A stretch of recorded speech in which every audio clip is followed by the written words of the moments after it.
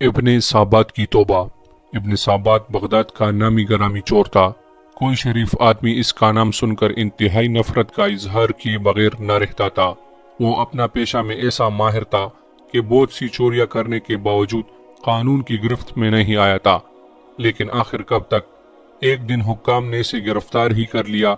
قانون وقت کے مطابق اس کا ایک ہاتھ کاٹ ڈالا گیا اور پھر اس کو ایک ناقابل اصلاح مجرم قرار دے کر مدت العمر کے لیے قید خانہ میں بیچ دیا گیا۔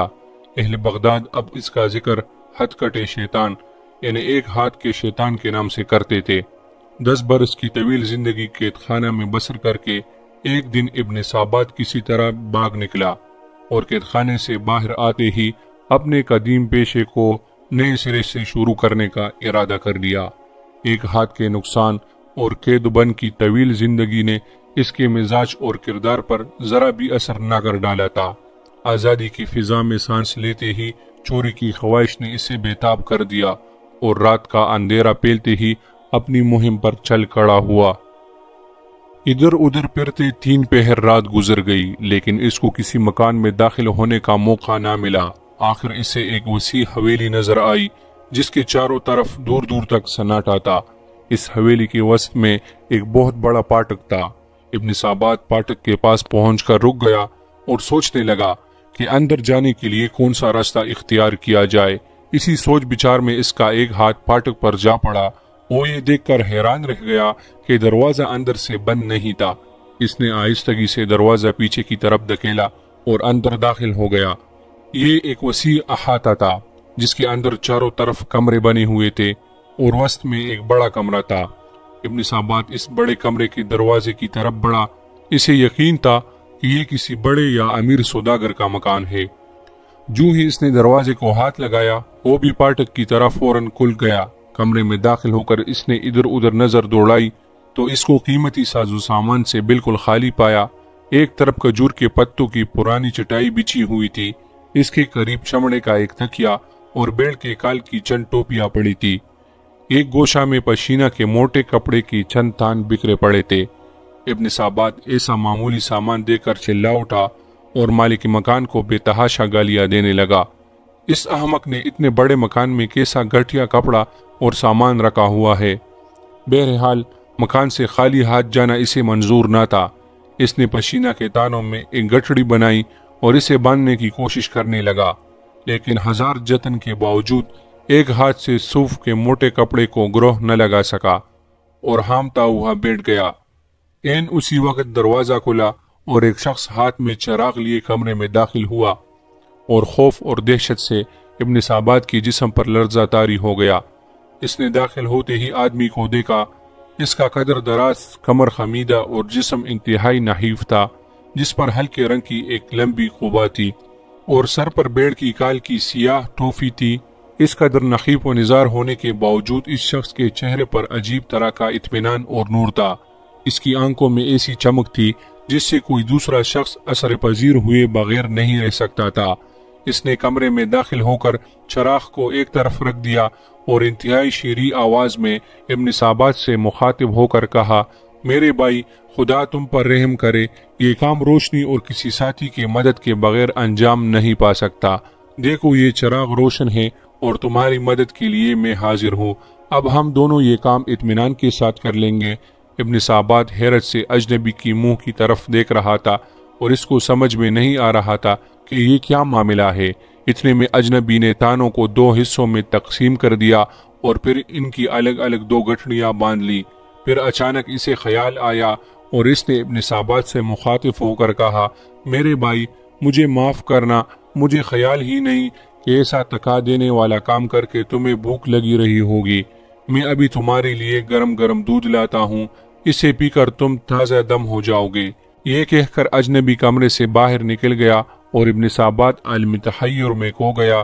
یکا یک اسے کوئی خیال آیا اور اس نے ماتھے پر ہاتھ مار کر کہا، میں بھی کیسا احمق ہوں، اتنا بھی نہ سمجھ سکا کہ یہ کوئی میرا ہی ہم پیشہ ہے۔ اتفاق سے ہم دونوں آج اس مکان میں جمع ہو گئے ہیں۔ یہ گھر کا بیدی معلوم ہوتا ہے۔ اسے معلوم تھا کہ آج یہ مکان رہنے والوں سے خالی ہے، اس لیے وہ روشنی کا سامان لے کر آیا۔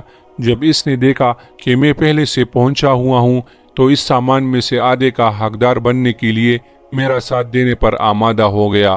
وہ یہی سوچ رہا تھا کہ اجنبی ہاتھ میں دودھ کا پیالہ لیے پھر کمرے میں داخل ہوا اور یہ کہہ کر پیالہ ابن ثابت کے ہاتھ میں پکڑا دیا کہ اسے پی لو، یہ تمہاری بھوک اور تکان دور کر دے گی۔ ابن ثابت کو فی الواقع سخت بھوک لگ رہی تھی۔ اس نے آنن فانن دودھ کا پیالہ خالی کر دیا اور پھر کڑک کر اجنبی سے کہا، دیکھو میں تم سے پہلے پہنچ گیا تھا، اس لیے ہمارے پیشہ کے اصول کے مطابق تمہارا اس مال پر کوئی حق نہیں، تاہم تم نے مال سمیٹنے میں میری مدد کی ہے، اس کے پیش نظر میں تمہیں تھوڑا بہت مال دے دوں گا، چلو اب گٹھلیاں اٹھا لے اور چلے۔ ابن ثابت کے جواب میں اجنبی مسکرایا اور پھر شفقت آمیز لہجے میں کہا، میرے بھائی تم میرے حصے کا خیال کر کے کیوں اپنا دل میلا کرتے ہو؟ میں تم سے کسی چیز کا مطالبہ نہیں کروں گا، تمہارا ایک ہاتھ ہے، یہ چھوٹی گٹری تم اٹھا لو اور بڑی گٹری میں اٹھا لیتا ہوں، جہاں تم کہہ دو میں پہنچا دوں گا۔ ابن ثابت نے کہا، بس ٹھیک ہے، تمہیں مجھ سے بہتر سردار سارے ملک میں نہیں مل سکتا، میں یہ چھوٹی گٹری اٹھا لیتا ہوں اور تم بڑی گٹری اٹھا کر میرے آگے چلو۔ نحیف اجنبی نے پورا زور لگا کر بڑی گٹری کمر پر لا دی، اس کی خمیدہ کمر اس کے بوجھ سے اور بھی خمیدہ ہو گئی۔ وہ آہستہ آہستہ قدم اٹھاتا ابن ثابت کے آگے چل پڑا، لیکن ابن ثابت کو بہت فکر تھی کیونکہ رات بہت تیزی سے ختم ہو رہی تھی۔ وہ بار بار اجنبی کو ٹوک دیتا کہ تیز چلو۔ اجنبی کئی بار ٹوکر کھا کر گر گیا، لیکن پھر اٹھ کھڑا ہوا اور ہامتا کامتا پھر تیز تیز قدم اٹھانے لگا۔ ایک جگہ چڑھائی تھی، اجنبی کو بھاری بوجھ کی وجہ سے سخت مشکل پیش آئی، وہ ایک جگہ بے اختیار گر پڑا۔ ابن ثابت نے اس پر گالیوں کی بوچھاڑ کر دی اور پھر اس کے کمر پر زور سے ایک لات رسید کی۔ اجنبی جو تو کر کے اٹھ کھڑا ہوا، ابن ثابت سے معذرت کرنے لگا۔ ابن ثابت نے گٹری پھر اس کے پیٹھ پر رکھ دی اور دونوں چلتے چلتے شہر سے دور ایک پرانے کھنڈر میں جا پہنچے۔ یہاں ابن ثابت کی پناہ گاہ تھی۔ وہ اپنی گٹری باہر رکھ کر کھنڈر کی دیوار سے اندر کود گیا اور اجنبی نے دونوں گٹریاں باہر سے اندر پھینک دی۔ اس وقت چاند کی روشنی میں ابن ثابت نے اطمینان سے اجنبی کے چہرے پر نظر ڈالی جو اس کے سامنے کھڑا ہانپ رہا تھا۔ اس نے محسوس کیا کہ اجنبی کے چہرے سے نور کی شعاعیں پھوٹ پھوٹ کر نکل رہی ہے۔ یکا یک وہ ملکوتی تبسم کے ساتھ یوں گویا ہوا، میرے بھائی یہ مال تمہیں مبارک ہو، اس مکان کا مالک میں ہی ہوں اور یہ مال تجھے خوشی سے بخشتا ہوں۔